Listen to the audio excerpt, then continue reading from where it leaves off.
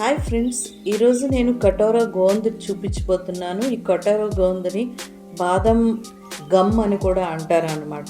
ఈ బాదం గమ్ పెద్ద పెద్ద గ్రానైట్స్గా ఉంటుంది అండ్ డల్గా ఉంటుంది. దీని కలర్ చూడడానికి ఇదైతే నీటిలో నానబెట్టుకుని రాత్రి ఒక 3-4 ముక్కలు నీటిలో నానబెడితే ఉదయం అయ్యేటప్పటికి అది ఒక స్నో క్రష్ లాగా తయారవుతుంది అనమాట. దీనికి టేస్ట్ ఏముండదు, కాకపోతే ఇది చాలా ఆరోగ్య ప్రయోజనాలు కలిగి ఉంది.